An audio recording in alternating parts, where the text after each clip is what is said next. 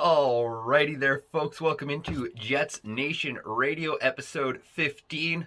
The episode where this is now a legitimate podcast according to Joe Rogan. So you know if Joe Rogan says it, it has to be true. Um, I'm your host, Angus Hout, and thank you so much for being one of my 9 listeners. You are all fantastic. So might as well just get right to this podcast.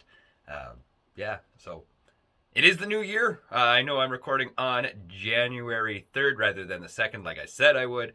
I did record yet last night, but I recorded in my car because the car had died because I'd forgotten to plug it in.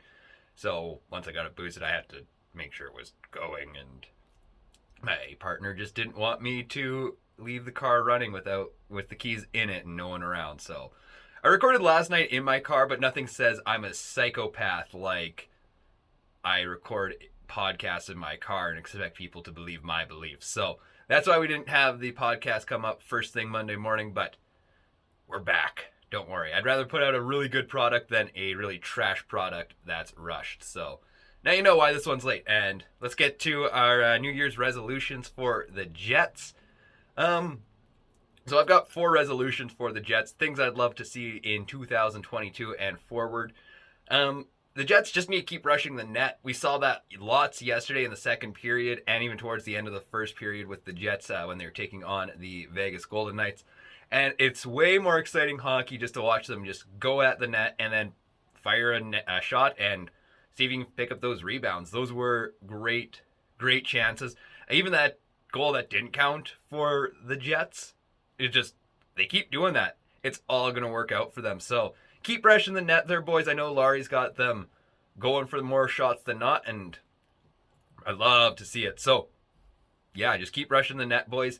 You're going to score more, and even with disallowed goals like the one that should have been allowed yesterday with the puck in Brossoit's pad, it was still a pretty good game. So, yeah, I like that, and just need to get, started a little bit quicker, too. It felt like the last 3 starts for the Jets, they kind of forgot that game time was at whatever time it was. The last 2 games were matinees, and the game against the Capitals, it felt like a really slow start. So that's another resolution for the Jets. It's just remember to show up on time. You got all day to prep, so just remember game time is game time, not, oh yeah, we got to get into this game in the second period, because you could lose a few games that way. Logan Stanley, fire more, man. I love you. You're a great, well, not a great player, but you have that big shot. You have the potential to be a great player, and just keep shooting, dude. You don't have to make the pass all the time. Logan Stanley, just shoot more. The Jets themselves, we need to brag about Kyle Connor. I know Nate Schmidt was saying, Kyle Connor's one of the most underrated guys. Dave Laurie had said the same thing, and I mean, I've been saying it since basically the start of the season. Kyle Connor is the most underrated NHL superstar this year. He's still in the top, I believe it's the top 7 now in scoring. I'd have to double check my notes, but he's within the top 10 of scoring in the NHL this year. You look at who he's in the race with. I believe there's Trevor Zegras, Alexander Ovechkin, Connor McDavid, Leon Draisaitl. These are legit names that Kyle Connor is competing with, and nobody's talking about him. So Winnipeg, start pumping up Kyle Connor. And, we got a KFC. We got to be KFC, KFC, KFC. If you don't know what KFC means, it's Kyle effing Connor. I'm sorry. I don't know if I'm supposed to swear on this, but I've decided I shouldn't until I get to, a reasonable number, and then I might cuss a little bit. But Kyle fucking Connor, yeah, let's go for it. Kyle Connor, we got to hype you up, buddy. You are a stud, and the dude needs more love. So I don't care if Mark Shipman just throws a bunch of money at billboards and just puts Kyle Connor's face on billboards throughout the United States, or if Kyle Connor needs to get on NHL advertising or what, but that guy deserves way more love, and the Jets need to brag about him and just hey, we have the best ginger out there and one of the best Connors in hockey right now. Definitely top 5. Yeah, maybe even top 3. I'm going to go with top 3 NHLers named Connor. Once Connor Bedard gets in, I'm sorry, Kyle Connor, you've been pushed back to the top 4. But you're still a top 3 Connor as of right now.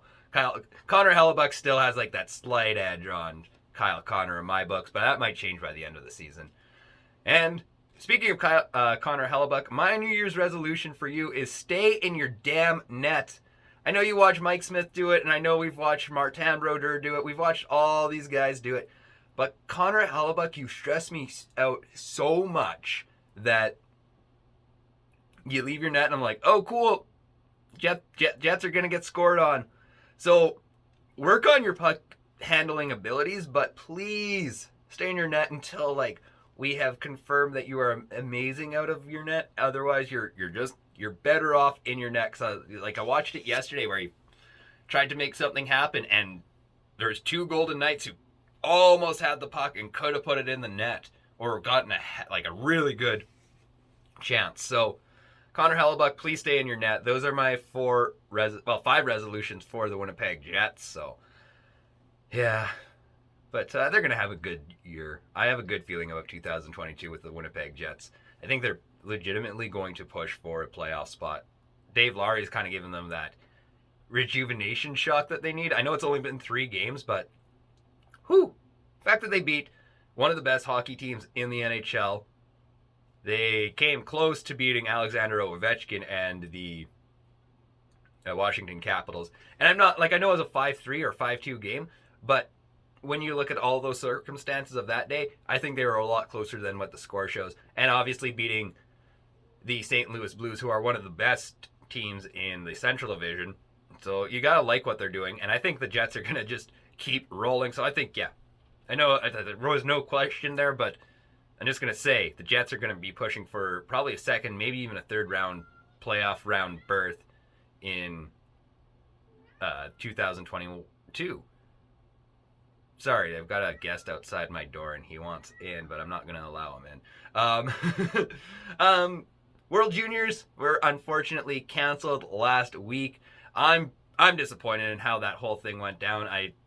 My understanding, there was maybe 6 players that had contracted corona, and I'm just disappointed with how that whole thing played out. The players didn't get a say in anything, and I don't know, I'm just a little bit heartbroken for those players. They gave up Christmas with their families, they gave up playing time with their own teams, they gave up all this stuff, and then to not have a vote on when the tournament was canceled, because it seemed like it was a money-driven idea rather than a safety thing. And I understand we can say it was a safety thing because there are minors on those teams, and you got to protect minors, obviously. But for the most part, it feels like it was a money-driven idea rather than protection thing. Because, again, 6 guys out of what is that? There's, I can't remember how many teams, but there's well over 200 players. So you're looking at less than 3% having COVID-19. They're all healthy athletes and all of this good stuff. So I'm just I just feel really bad for those kids, especially the ones from Europe that they miss Christmas with their families. I know all of them did, but to come over to North America and then just have a tournament shut down on you, I'd be incredibly upset about that. So I know I believe it was a Czech goaltender for that the Czech goaltender. He spoke about it. I wish I'd written down what he had said, but he just this is unfair, and I totally agree with him. It was an unfair thing to do to all of those kids, and I mean for some, especially as Jets fans, that was the only hockey we were getting for 2 weeks. So yeah, it was nice that we got to watch 2-3 Canada games, and that was it. Although I don't know if I'd count that Austria game as much of a game, because 16-2 or whatever the score was, 11-2. Yeah, it was 11-2. It was a lot. It was just a blowout, and you feel bad for the guys that are playing on 13-2. Sorry. That was the final score. And I don't know. That's not much of a hockey game. I just ended up turning it into a drinking game with my partner and her dad. So that's what that game was for us. But yeah, no. Long and short, I feel bad for them. Perfetti, lots of, I believe he had 4 or 5 assists on that tournament. And he was just looking phenomenal. Again, another 2 goals, I believe. And you like the shooting out of him. He is a legitimate top 6 forward. I think he needs a few more years because, obviously making a bunch of teenagers look bad, it's pretty cool, but it's whatever. But Perfetti's looking great, and I know that he's on the taxi squad with the Jets right now. So I think he's going to make that leap from okay to okay. So I think he needs a little bit more time. He's not like a direct NHLer just yet, but he's going to get there. So give him some time, and he'll have his time to shine. Yeah, I don't know. I was a big fan of Perfetti throughout that tournament, and again, you see what he can be and what he will be, and he's going to be a great player for the Winnipeg Jets in the next couple of years. And then finally, my last thought on the World Juniors. I don't know if you had heard about this. There was a report of some Russia team members and Czech Republic members just kicked off their flights in Calgary last week. So, yeah, they were smoking. They were not wearing their masks. They were playing loud Russian rock music. It was just a whole mess. And apparently, like, the flight attendants were just right rattled. I don't know how these guys are getting home now or if they have gotten home yet, but still hilarious. It's like, of course it's the Czechs and of course it's the Russians who get booted off a plane for smoking darts and playing loud music. I mean, obviously we know in Canada we can be a bunch of punk asses too, where we're going to do that if it's the right weather out. You know, we all know May long weekend, we're playing music all too loud and drinking and smoking darts, but I guess if it's feeling good for the boys going back to Russia, I'm not terribly shocked, but we're all capable of that, and I just think it's hilarious that, like, yeah, we had to stay in Canada for an extra couple of days because we thought it was okay to smoke on the plane, which it hasn't been for, like, at least since I started flying. I know that's only back in 2014, but I'm pretty sure ever since I was a kid, like, you haven't been able to smoke on a flight, so gotta love the Russians. Jansen Harkins, he's looking sharp on the top six. I hope he stays there, even when Wheeler comes back. I know, like, that's a long ways down the line and all of that, and I know you don't want to be spending $8.5 million on a player to play on the third line, but man, I think Wheeler would look great as an $8 million player on the third line, and Harkins would be looking phenomenal up on the top six. He was looking great yesterday. I think he needs to have a few more games to solidify that spot on the top six, but he looked good. Goal yesterday, a couple shots. So I think he's ready for it. He might not be there full time, and he might lose his spot, but way she goes. But I'm liking Harkins on the top six. I think he can push himself to be there for the rest of his career. The power play also looking great. I know in the last 9 games, the Jets have 9 goals on the power play. And I know 6 of those games, Paul Maurice was still head coach, but 9 goals in 9 games on the power play, that's a good sign. You just got to keep rolling with that. And I don't know, I'd be cool with the Jets having like a 30% power play and just all of that. So, yeah, the boys can keep rolling. I love the power play right now. And the fact that Dave Laurie has those guys shooting one-timers and they're not looking for the fancy pass. It just, sometimes you got to get a little bit grubby and pick up the dirty goals, like Andrew Kopp yesterday. That's what I want to see. I want to see more of that as well. I could care less if the Jets ever saw another highlight reel goal again. If they were all garbage goals and the Jets made the playoffs, I'd be okay with it. I mean, of course, it'd be like, I wish Kyle Connor would use Josh Morrissey as a decoy so he could pull off a game winner. But I don't know, I'd take grubby goals over the fancy ones if it meant the Jets were winning, and they're shooting and they're doing what I'm really wanting to see. So, yeah, power play looking great. So yeah, I don't know. Just gotta watch it more. I love watching guys just fire the shot, and even if it doesn't go in or it doesn't end up as a good shot, like there's always just that potential. And I don't know. I don't know how to describe it. It's just, it looks good. So that's pretty much it I've got for questions. I know this is going to be a short podcast. Looking at the week ahead, the Jets are going to be taking on the Arizona Coyotes on Tuesday and the Colorado Avalanche on Thursday. And then they have an entire week off once again. So, woo! 7 days without Jets hockey. So the Jets taking on the Coyotes on Tuesday. You got to think that's an easy win. I hope so.